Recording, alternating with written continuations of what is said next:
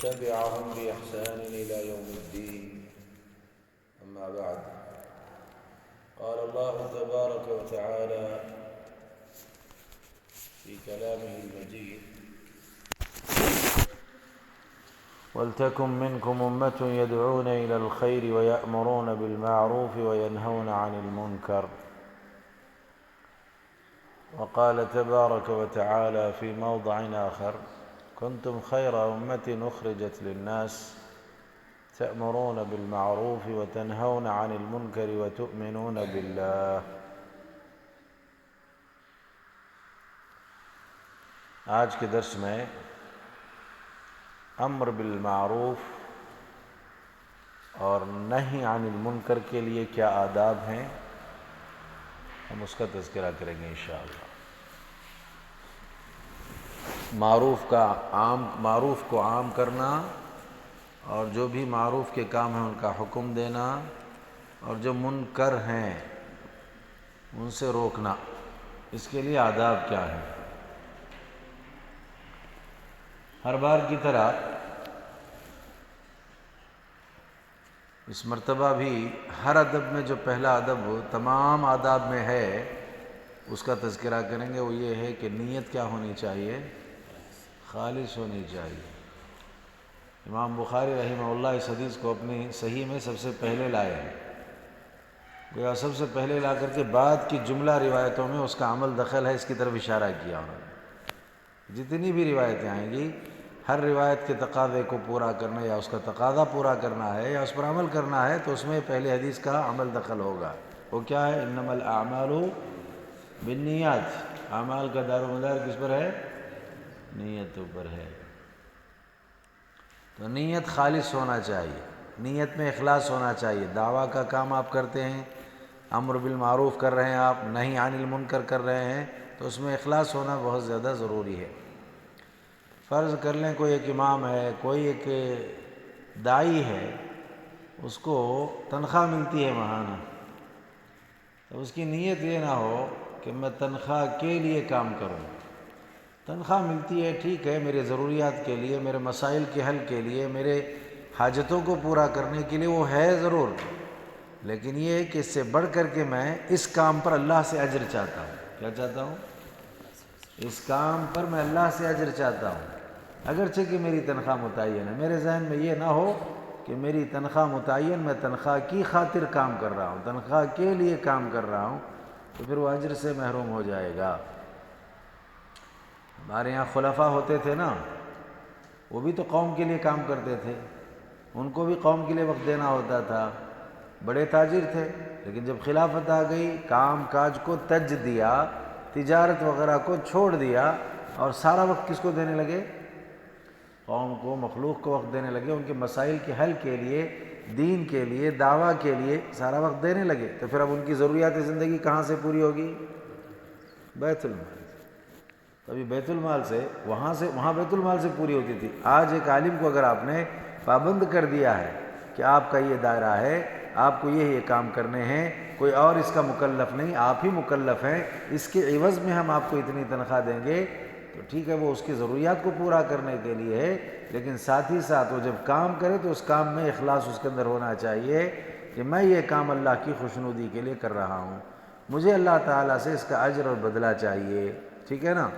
تو داعی جو دعوت کا کام کرنے والا ہے، معروف کا حکم دینے والا ہے، منکر سے روکنے والا ہے، اس کے اس کام میں اخلاص ہونا چاہیے،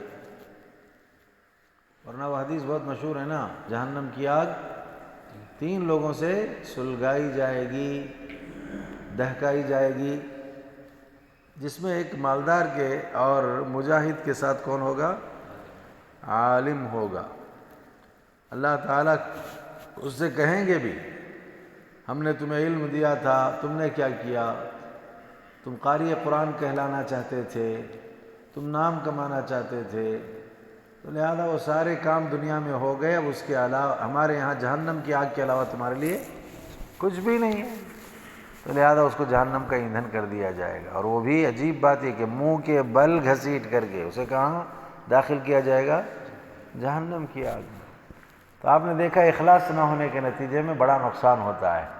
تو ہر کام میں اخلاص کی ضرورت ہے، اور بطور خاص دعوتی کام میں، تبلیغی کام میں اخلاص کی ازحد ضرورت ہے، اللہ کی خوشنودی کے لیے کام کیا جائے۔ اسی لیے قرآن میں دیکھیے آتا ہے رسولوں کے حوالے سے، لا اسألکم علیہ اجرا ان اجری الا علی اللہ، میں تم سے اس کے لیے کوئی بدلہ نہیں مانگتا، میں جو دعوت کا کام کر رہا ہوں اس پر میں آپ سے کوئی بدلہ نہیں چاہتا، میرا اس کام کا جو اجر ہے وہ کس کے پاس ہے؟ اللہ کے پاس، مجھے اللہ کے پاس سے لینا۔ اگر ایسے داعی معاشرے میں ہیں جو للہ فی اللہ کام کرتے ہیں اور اخلاص کے ساتھ کام کرتے ہیں تو نتائج اس کے بہت اچھے نکلیں گے، اخروی زندگی میں، دنیا میں بھی نظر آئے گا کہ بھئی اس کے نتیجے میں اصلاح ہو رہی ہے، اس کے نتیجے میں لوگ سنبھلتے سدھرتے ہیں، ٹھیک ہے نا؟ تو پہلی بات یہ ہے کہ امر بالمعروف اور نہی عن المنکر میں کیا ہونا چاہیے؟ اخلاص ہونا چاہیے۔ اب دوسرا جو ادب ہے نا بہت زیادہ اہم ہے، وہ کیا ادب ہے؟ دعوت کا کام کرنے والا، تبلیغ کا کام کرنے والا داعی عالم ہو اس بات کا کہ مجھے کب دعوت کا کام کرنا ہے، کیسے دعوت کا کام کرنا ہے، کس پر دعوت کا کام کرنا ہے، یہ عالم ہونا چاہیے، اسے جانکاری ہونی چاہیے، یہ اس کے علم میں ہونا چاہیے۔ ہاں مجھے ان لوگوں پر کام کرنا ہے، ٹھیک ہے کرنا ہے، کب کرنا ہے؟ ہاں فلاں وقت میں کرنا ہے، اچھا ٹھیک ہے کیسے کرنا ہے؟ ایسے ایسے کرنا ہے، شروعات پہلے اس کی، بعد میں اس کی، یہ۔ اب ہمارے یہاں کتنے داعی ہیں ایسے دعوت کا کام کر رہے ہیں، کتنے مبلغ ہیں تبلیغ کا کام کر رہے ہیں، اور تبلیغ کے کام پر نکل کر خود کہتے ہیں ہم جاہل ہیں، ہم سیکھنے کے لیے نکلے ہیں۔ سیکھنے کے لیے نکلنے والا یا وہ جو خود کو جاہل کہنے والا، کیا وہ دعویٰ کا کام کر سکتا ہے، تبلیغ کا کام کر سکتا ہے؟ کیا وہ جاہل؟ امام ابن الجوزی رحمہ اللہ کہتے ہیں کہ جو جاہل ہے امر بالمعروف اور نہی عن المنکر کو جانتا نہیں ہے، یہ معروف ہے جانتا نہیں، یہ منکر ہے جانتا نہیں، اور معروف اور منکر کا کام کر رہا ہے، دعوت کا کام کر رہا ہے، تو اسے سمجھ لینا چاہیے کہ جہالت کی بنیاد پر دعوت کا کام نہیں بلکہ وہ شیطان کا کھلونا بن چکا ہے۔ کیا ہے؟ شیطان کا کھلونا بن چکا ہے۔ بہت خطرناک چیز ہے یہ کہ جہالت میں آپ ایک منکر کو معروف کہہ کر کے پیش کر دیں گے تو نتیجہ یہ ہے کہ یہ دعوت کا کام نہیں، یہ ضلالت کا کام ہو رہا ہے۔ کس کا کام ہو رہا ہے؟ ضلالت کا کام، جہالت کا۔ تو بہت محتاط رہنے کی ضرورت ہے اس مسئلے میں۔ داعی بن کر کے لوگ کھڑے ہو جاتے ہیں اور اپنی طبیعتوں سے باتیں بیان کرتے کرتے کبھی اللہ کی طرف کبھی اللہ کے رسول کی طرف ان باتوں کو منسوب کرنے لگتے ہیں۔ تو نبی نے تو یہاں تک کہا ہے کہ ایسے لوگوں کا ٹھکانہ جہنم کی آگ ہے۔ تو چاہتا تھا جنت لیکن مل کیا رہی ہے؟ جہنم مل رہی۔ تو اسی لیے اس بات کو اچھی طرح سے یاد رکھنا چاہیے کہ دوسرا ادب ہے، بہت زیادہ اہمیت کا حامل یہ ادب ہے کہ معروف اور منکر سے واقف ہونا ضروری ہے ایک داعی کو، اس کا علم اسے ہونا چاہیے، اور یہ بھی کہ اسے کب پیش کرنا ہے یہ بھی معلوم ہونا چاہیے، کیسے پیش کرنا ہے یہ بھی اسے معلوم ہونا چاہیے، کب پیش کرنا ہے اور کیسے پیش کرنا ہے یہ بھی معلوم ہو۔ کیوں پیش کرنا ہے تو پہلے آ گیا نا، کیوں پیش کرنا ہے؟ اللہ کی خوشنودی پانے کے لیے۔ کیوں پیش کرنا ہے وہ اپنی جگہ، کب پیش کریں گے، کیسے پیش کریں گے، کس پر پیش کریں گے، ان تمام جو ہے چیزوں سے واقفیت ہونی چاہیے ایک داعی کو۔ یہ دوسرا ادب ہے، انتہائی ضروری، انتہائی اہمیت کا حامل۔ تیسرا ادب کیا ہے؟ جہاں داعی میں، مبلغ میں امر بالمعروف نہی عن المنکر کے سلسلے میں معلومات یا اس کا علم ہونا اس کو ضروری ہے، وہیں حلم ہونا چاہیے اس کے اندر۔ حلم، حلم کا مطلب کیا ہے؟ اس کام کے کرنے والے میں صبر ہونا چاہیے، کوٹ کوٹ کر کے صبر بھرا رہنا چاہیے۔ صبر نہیں ہے تو کچھ وقت کے بعد کیا ہو جائے گا؟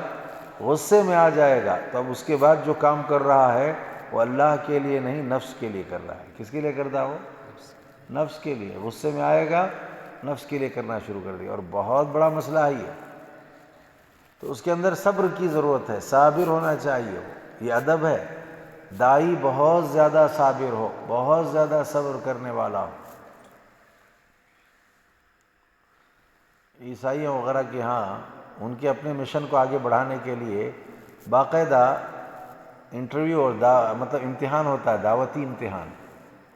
اس دعوتی امتحان میں بڑے کڑے کڑے سوالات کرتے ہیں وہ لوگ. کسی دائی سے سوال کر لیا، دعوتی کام کرنے لگو تم، اور دعوتی کام کے آغاز میں اگر تم کو گالیاں سننی پڑے، برا بھلا کہہ دے سامنے والا، تو کیا کرو گے؟ عموماً آدمی کو غصہ کب آتا ہے؟ اونچی آواز میں بات کرے تب بھی برداشت کر لے گا، لیکن گالی دیتے ہی غصہ آ جاتا ہے. اگر کیا کرو گے اس وقت؟ کہا میں صبر کر لوں گا. یہ صبر کتنا ضروری ہے، میں صبر کروں گا. دعوتی کام میں ایک مرحلہ ایک ایسا بھی آ سکتا ہے کہ گالی کوئی نہ دے بلکہ تماچا لگائے، کوئی آپ کی پٹائی کرے، آپ کو مار دے، تو کیا کرو گے؟ کہا میں صبر کروں گا، میں برداشت کر لوں گا. کہا ایک مرحلہ ایسا بھی آ سکتا ہے کہ تمہیں قتل کر دیا جائے. دیکھیے، پہلے تو گالی شروع ہوئی، بعد میں تماچا آیا، بعد میں کیا کرو گے؟ تو کہا میں اپنے مشن کے لیے جان کی قربانی بھی دینے کے لیے تیار ہوں، جان لگانے کے لیے بھی تیار. ہاں تم دعوت کا کام کر سکتے ہو. اب قرآن میں اللہ کیا کہتے ہیں؟ وَيَقْتُلُونَ النَّبِيِّينَ بِغَيْرِ حق. ناحق نبیوں کو ان لوگوں نے قتل کیا ہے. اب نبی کا کام کیا ہوتا ہے؟ نبی کا کام دعوت دینا ہے.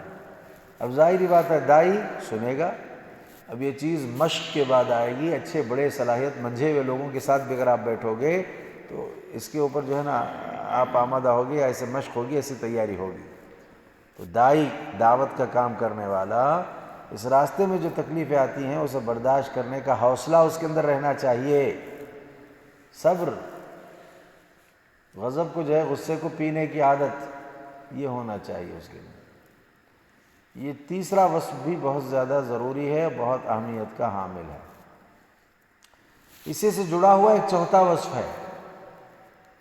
وہ چوتھا وصف یہ ہے کہ دائی کے اندر نرمی ہونا چاہیے. کیا ہونا چاہیے؟ نرمی. بات بات پر اگر غصہ، سختی اس کے مزاج میں رہے گی تو دعوت متاثر ہوتی ہے. نرمی چاہیے، بہت نرمی سے، شائستگی سے اپنی بات کو پیش کرنا. اب آپ دیکھیں ایک طرف سے فرعون کتنا ظالم ہے، جابر ہے، کتنا سخت ہے. اس کی سختی یہ تھی کہ بچوں کو اس نے قانون جاری کر دیا، لڑکیوں کو جو ہے نا چھوڑ دو، لڑکوں کو ذبح کر دو. اس کی سختی کا عالم دیکھیے، آپ لگانا چاہیں اندازہ، تو یہ کہا کرتا تھا وہ کہ انا ربکم الاعلی. لیکن جب اس کے دربار میں موسیٰ اور ہارون علیہ السلام کو بھیجا جا رہا ہے تو نصیحت کیا کی جا رہی ہے؟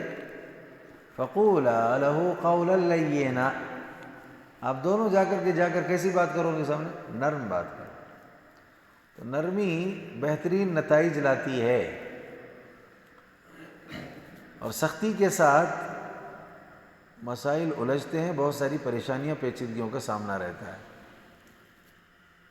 تو قرآن میں ایسے بھی نبی کے بارے میں اللہ نے کہا یہ آپ کی نرمی ہے جس کی وجہ سے لوگ آپ کے آزو بازو جمع ہو جاتے ہیں. اگر آپ سخت دل ہوتے، ترش رو ہوتے تو یہ سب آپ سے چھٹ کر کے نکل گئے ہوتے.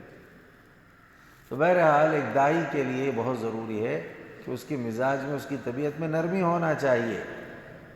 کتنے آداب ہو گئے اب تک؟ 4 آداب ہوئے ہیں. نیت خالص ہونا چاہیے، وہ علم رکھنے والا ہو، امر بالمعروف کا یا معروف کا اور منکر کا. کب پیش کیا جائے، کیسے پیش کیا جائے، کن پر پیش کیا جائے، اس کا بھی علم ہونا چاہیے. دیکھیے کب، کیسے، کن پر، یہ تو اپنی جگہ پر. اس سے پہلا مرحلہ کون سا ہے؟ معروف کا علم ہونا چاہیے، یہ معروف ہے. منکر کا علم ہونا چاہیے کہ یہ منکر ہے. تو معروف اور منکر کا علم ہو، کب پیش کیا جائے علم ہو، کیسے پیش کیا جائے یہ علم ہو، کن پر پیش کیا جائے یہ علم ہو. یہ دوسری چیز تھی. تیسری چیز صبر اس کے اندر ہونا چاہیے. چوتھی چیز نرمی اس کے اندر ہونی چاہیے. پانچویں چیز بتا کر درس کو مکمل کریں گے دائی کے حوالے سے، کیونکہ یہ موضوع بہت اہم ہے. اس کے بعد کچھ اور اہم چیزیں انشاءاللہ اگلے درس میں آئیں گی، وہاں ہم اس کا تذکرہ کریں گے. دائی کے لیے بہت زیادہ ضروری یہ ہے کہ وہ عامل ہونا چاہیے، عمل کرنے والا ہونا چاہیے. کیسا ہونا چاہیے؟ عامل. کتنے دائی ہمارے پاس ایسے ہیں کہ جو کہتے ہیں وہ ان کی زندگی میں نظر نہیں آتا. لوگ کیا ہوتے ہیں؟ بدزن ہو جاتے ہیں. بھئی بات تو بہت اچھی بتا رہے ہیں لیکن ان کی خود زندگی اس بات سے کیا ہے؟ خالی ہے. تو بڑا افسوس ہوتا ہے نا، ان کی زندگی میں یہ چیز نہیں ہے، ایسا بڑا نقصان، بڑا افسوس ہوتا ہے. اسی لیے عامل ہونا چاہیے، عمل کرنا چاہیے. اور ویسے بھی آپ کے ہمارے علم میں یہ بات ہے کہ قول کے ساتھ جب فعل میں مطابقت ہو تو یہ چیز زیادہ اثر ڈالتی ہے لوگوں پر، بجائے اس کے کہ قول ایک ہو فعل ایک ہو. بلکہ کبھی کبھی ایسا ہوتا ہے کہ بعض لوگ وہ جو کہا گیا ہے اس پر توجہ کم دیتے ہیں، اور جو کیا گیا اس پر توجہ، کہا گیا اس پر توجہ کبھی کم، کیا گیا نظر آ رہا نا، کیا جا رہا ہے نظر آ رہا ہے، اس پر توجہ زیادہ. بعض لوگ جائزہ لیتے ہیں باقاعدہ، دیکھیں یہ کہتا ہے، کرتا ہے کہ نہیں کرتا ہے. تو اس حوالے سے قول اور فعل میں تضاد نہیں ہونا چاہیے. تأمرون الناس بالبر وتنسون انفسکم، لوگوں کو بھلائی کا حکم دیتے ہو اور خود اپنے آپ کو بھول جاتے ہو. یا ایھا الذین آمنوا لم تقولون ما لا تفعلون، ایمان والو کہتے کیوں ایسی باتیں جو کرتے نہیں ہو. اسی لیے دیکھیے ہمارے پاس وہ جو کبھی کبھی بات آتی ہے ایمان والوں کو مطلب مثال دینے کی اور مثال سے باتوں کو سمجھانے کی، تو ہم کس کی مثال دیتے ہیں؟ عموماً انبیاء اور رسول کی تو مثال دیتے ہیں، ساتھ ہی ساتھ فرشتوں کی مثال. یہ الگ بات ہے کہ ان کی طبیعت میں نافرمانی نہیں ہے، لیکن وہاں اللہ کیا کہتے ہیں؟ ان کا معاملہ ہے کہ وَيَفْعَلُونَ مَا يُؤْمَرُونَ، جن کاموں کے کرنے کا ان کو حکم دیا جاتا ہے وہ کرتے ہیں، نافرمانی نہیں کرتے. تو اس طرح سے ایک داعی کے لیے یہ بنیادی چیزیں ہیں. پہلی بات تو یہ کہ نیت صحیح ہونا چاہیے، اور دوسری بات یہ ہے کہ وہ معروف کو جاننے والا ہو، منکر کو جاننے والا ہو، اور ساتھ ہی ساتھ کب کیسے کس پر کیا جائے کام یہ بھی اس کے علم میں رہنا چاہیے. تو یہ دوسری چیز ہے. اور تیسری چیز اس کے اندر صبر اور برداشت کی جائے، قوت برداشت ہو اور صبر کرنے کا مزاج ہو، حلم اس کے اندر رہے. یہ جو ہے تیسری بات. اور چوتھی بات ہے کہ نرمی اس کے اندر ہونی چاہیے. پانچویں بات یہ ہے کہ وہ خود جو کچھ کہہ رہا ہے، جس سے منع کر رہا ہے، اس سے وہ رکا ہوا ہو، اور جو کہہ رہا ہے وہ کرنے والا ہو. کرنے کے لیے جو کہتا ہے وہ خود کرنے والا ہو، اور جس سے رکنے کے لیے کہہ رہا ہے اس سے خود رکا ہوا ہو. تو لہذا عمل اس کے اندر ہونا چاہیے، عملی انداز سے دعوتی کام ہونا چاہیے. تو اس کا بڑا فائدہ ہوتا ہے. تو یہ 5 آداب آج کے اس درس کے ہیں. مزید انشاءاللہ کچھ اہم آداب اگلے دروس میں ہم پیش کریں گے، اسے بیان کریں گے. آج کے لیے میرے اپنی ذات کے لیے، آپ تماموں کے لیے اتنی باتیں کافی ہیں. اللہ تعالیٰ سے دعا ہے کہ اللہ تعالیٰ ہم سب کے لیے خیر کے، رزق کے، برکتوں کے دروازے کھول دے. ایمان پر ہم تماموں کو جمع رہنے کے اللہ توفیق عطا کرے. درست عقیدے کے ساتھ جینے کی اللہ ہمیں توفیق دے، اسی پر ہمارا خاتمہ فرمائے. اللہ تعالیٰ اسلام کا بول بالا فرمائے ہمارے ذریعے، اور وہ اخوان جو اسلام کی ترقی کے لیے کوشش کر رہے ہیں ان کے ذریعے اللہ تعالیٰ اسلام کو ترقی عطا کرے. پروردگار عالم اسلام اور مسلمانوں کے خلاف جو منصوبے ہیں، جن کے بھی منصوبے ہیں، اللہ تعالیٰ اس میں ان کو ناکامی عطا فرما. پروردگار عالم ہم سب کے لیے خیر کے، رزق کے، برکتوں کے دروازے کھول دے. اس مجلس میں نماز فجر کی ادائیگی کے لیے جو لوگ پہنچے ہیں، ان میں جو بھی قرض دار ہیں ان کی ادائیگی قرض کا انتظام فرما. جو بیمار ہیں ان کو صحت عطا فرما، اور جتنے بھی یہاں حاضر ہیں ان کی جو کچھ تمنائیں حلال خواہشیں اسے پورا فرما. ہماری اور ہمارے بچوں بچیوں کی، گھر والوں کی، تماموں کی اصلاح فرما. آخرت میں تماموں کو جنت الفردوس میں جگہ عطا فرما. موت کے وقت کی سختی، موت کے بعد کی پریشانی، قیامت کے دن کے ہولناکیوں سے ہمیں نجات عطا فرما. پروردگار عالم اختتام زندگی پر ہماری زبانوں پر کلمہ توحید جاری فرما. رب العالمین آپ ہم سے راضی ہو جائیں اور ہمیں آخرت میں جنت الفردوس عطا فرمائیں. رب العالمین ہمارے گناہوں کو معاف فرمائے. عقیدے کی درستگی پر مر کر جتنے قبرستان پہنچ چکے ہیں سب کی مغفرت فرما. ربنا تقبل منا انك انت السميع العليم وتب علينا انك انت التواب الرحيم. سبحان ربك رب العزة عما يصفون وسلام على المرسلين والحمد لله رب العالمين.